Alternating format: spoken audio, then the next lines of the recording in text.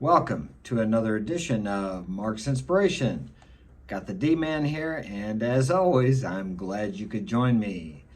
Today I was struggling for a topic. Smash that like button, smash the like button, and subscribe. I was struggling for a topic, and I asked my God, my higher self, Allah, Jehovah, whatever name you choose to call God, excuse me, whatever name you choose to call the power that you believe is greater than you. It's important to have something that you believe in besides yourself, because sometimes when everything goes to hell and you feel like you've done everything you can do and there's nothing else you can do and it looks like things are getting worse, it's nice, or helpful, to believe that there's a power greater than you that knows something you don't know. So you can look at your situation and believe that everything is actually working for your good, even though it looks like it's a terrible thing that's happening. For example, the topic. I'm getting off topic, but that's okay. I'm going to flow with this. For example, I lost 2 houses during 2 divorces and marriages, and I lost my kids. I don't know, 4, 5, 6 times they were taken away from me unjustly. Okay, at the time that seemed terrible, and I could tell you other horrible stories. I had to leave the country because I was going to be arrested. I had to leave another country because I was going to be arrested, all because I pissed off a woman. Actually, because I wasn't walking in the strength of a man. I'm telling you what, when you walk as an alpha or a high status male or a man who sets the frame in your relationship, women will not, they respect you. They will not cause you near the problems as if you're trying to be compliant, to get along with them, to compromise, to allow them to have the equal,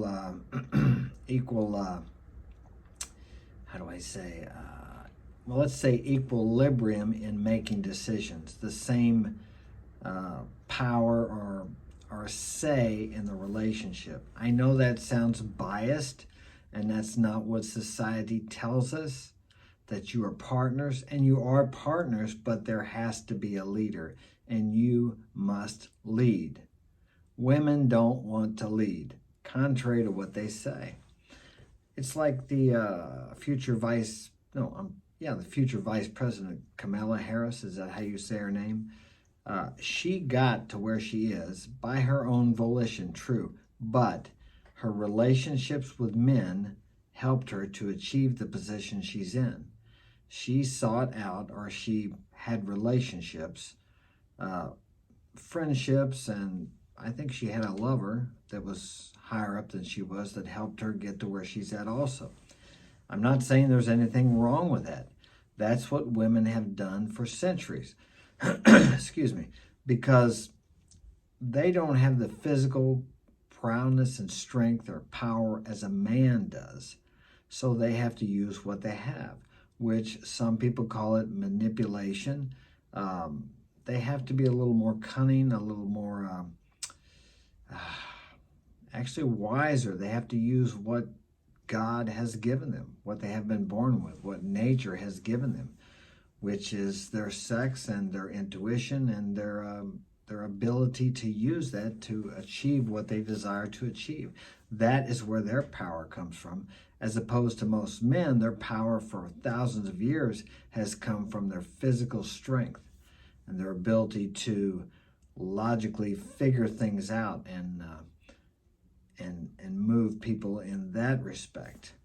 So they do what they have to do to achieve what they desire, to live, to be able to move ahead in society, to be provided for and protected by men. You don't see women out on the oil rigs. I think I spoke of that yesterday. You don't see women as inventors. You don't see women fighting the wars. I mean, there is a percentage, but it's very low. If we had to depend on women to protect us in the military, we would be in trouble. I'm not trying to belittle women. They have their place, and men have their place. We all have our place in the structure of society. I'm not saying one is better than the other. Different. And that goes back to what I originally wanted to speak about, was understanding women. You will never understand a woman unless you are a woman. A lot of guys say they understand women. Okay, they do to a certain degree, but I will compare that to a doctor. Okay, a doctor may understand a schizophrenic patient. He may understand a drug addict. He may understand an alcoholic. And he may have all the book knowledge available to help that person. But unless he has been an alcoholic, a drug addict, or schizophrenic, he cannot relate to that person as well as someone who has been an alcoholic, a schizophrenic, or a drug addict that has recovered can help that person. Because the person that has been that in his life understands in a way internally that the doctor never will unless he becomes that and recovers from it. So this person may be just off the street. Without the knowledge that the doctor has, he can help this other person who is trying to get better or trying to get over his addictions better than the doctor can. And it's the same way the doctor will never be able to relate to that unless he becomes an alcoholic, a drug addict, or a schizophrenic, or the list goes on of any number of things that he could have problems with. The book learning and the knowing is not, the knowledge is not the same as wisdom, is not the same as experiencing it. Until you have experienced something, I have never fought in a war, okay? I don't know what that's like, okay? I have had friends that fought in Vietnam, and they've spoken to me about it. I understand, I have the knowledge, but I've never experienced it, okay? I fought in the ring as an amateur and a professional. I can tell you how that is, and you can study it, and you can read about it, you can talk to people about it, but until you get in that ring, and there's someone facing you on the other side that wants to knock you out or hurt you severely, you will never know what that experience is truly like. I mean, people die in the ring. They get hurt. They get broken ribs. They get cut. I've had all that. I didn't die, of course. I have been knocked out. I have been beat down to the ground. I've gotten back up, and I got beat down to the ground again. I've been knocked down. I've got back up, and then I beat the guy. I've beaten guys into the ropes, okay? These are all experiences that I have experienced. So, and it creates a bond between myself and other people who are fighters that a person who has never fought can't understand. Not in the way that you understand when you experience it. Let's say you are a swimmer. Well, I've swam. Let me find something. Let's say you are a wrestler. I've never wrestled before. Now, that's similar to boxing, but I don't know what that's like to get down on the ground and grapple with someone, other than my brother when I was a child.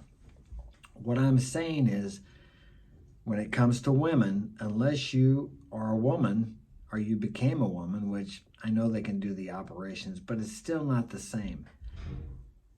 You will never understand a woman the way women understand each other because they're women. And they will never understand us in the way that we understand each other as men. Okay, so don't try to. But that does not mean that you cannot learn how to, let's say, deal with women or learn how to have a relationship with a woman. First off, the best thing you can do is understand that you'll never understand them because you're never going to feel as they feel. They're emotional creatures. We are more logical.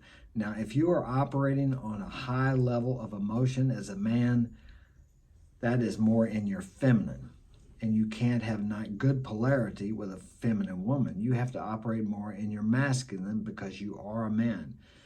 Now, there are relationships where the man is more feminine and the woman is more masculine, but then you have polarity there. You have to have the polarity of masculine and feminine for there to be the dynamic of desire and congruency in the relationship. Now, it is good to learn all about women that you can. But I guess what I'm talking about is you hear men say, oh, you'll never understand women. That's just the way they are. Well, you're never going to be a woman. You'll never understand a woman as women understand women. But you can understand how to have a relationship with a woman, how to be a man in relationship to the woman, the man that she desires, the man that she's attracted to, the man that she wants to stay with.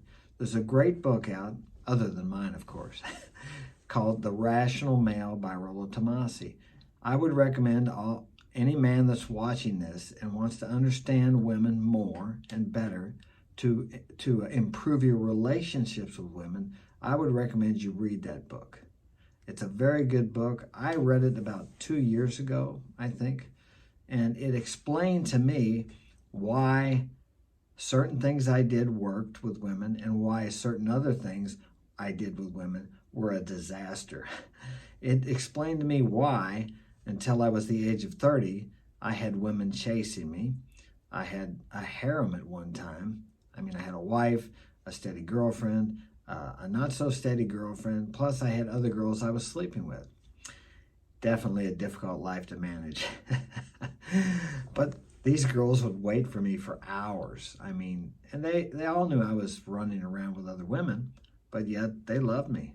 And they protected me, they looked out for me. Whenever I needed them for anything, they were there. They were loyal to me. Now, as opposed to when I became 30 and I quit drinking and doing drugs, and I felt like I needed to change myself and become a better man and become the man, which I did need to change some things and stop doing some of the things I was doing. My lifestyle was not congruent with what I wanted to be. But I threw the baby out with the bathwater, so to speak. So I threw everything out in my old life. And some of the things I was doing with women in this time was good. Okay, it worked. Okay, but I decided to become the man that society and the women's movement tells you need to be a good husband, to be a stand-up father. And that didn't work. Let me see, that's been 3 marriages ago, I think, and 2 or 3 vicious custody, divorce, and me losing everything 2 or 3 times and going into debt. And my lawyers telling me that if I didn't get out of the country, I was never going to have any peace or have anything here. Well, I still live in the country, but they were right in some respects.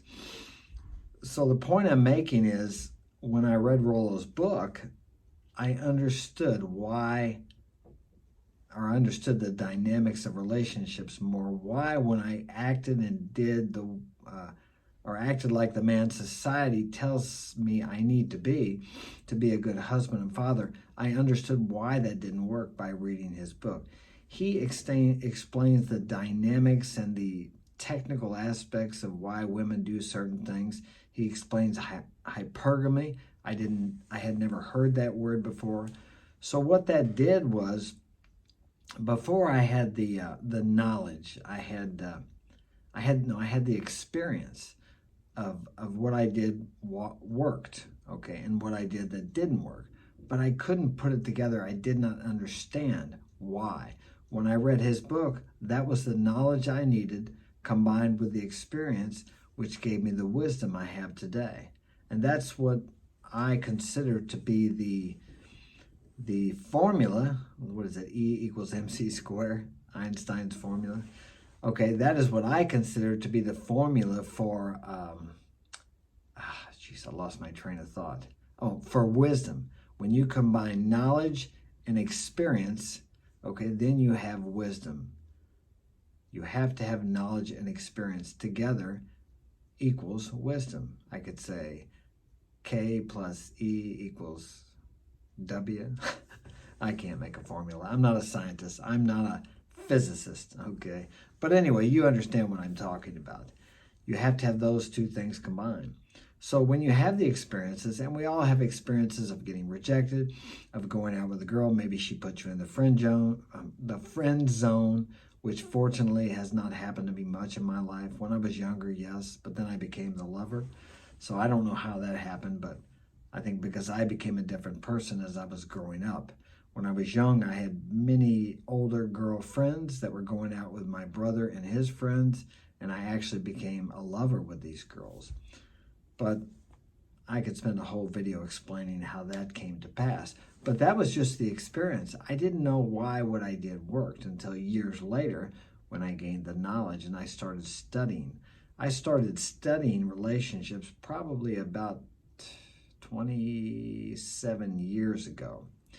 I started reading books and talking to people and asking people, and we didn't have YouTube back then, so we just read. But through all that, I've learned what I've learned. Do I know everything? Of course I don't. I tell you what, when I was young, I thought I knew everything. You know, I could tell my dad I knew everything. I realize now how wise my father was. I wish he were here that I could tell him that. Okay, the older I get, the less I know. What that means is I realize there's so much to know. And every woman and every man and every relationship has a different dynamic. I will compare it to a fingerprint. There are no two that are alike. A snowflake, oh, there's a good one. We got lots of snowflakes in the U.S. today.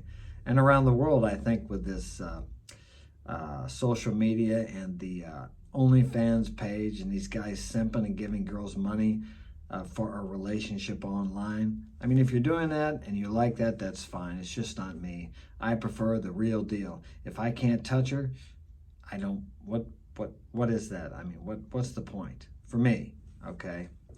I believe everything else is a cheap imitation if I can't put my arms around that girl and kiss those beautiful lips, okay? I'm going to stop there. I have to go to work today.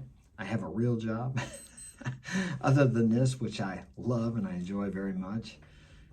So smash that like button. If you'd like to get my help personally, you can contact the D-Man at marksinspirationalguidance@gmail.com. Have a great day and be a man.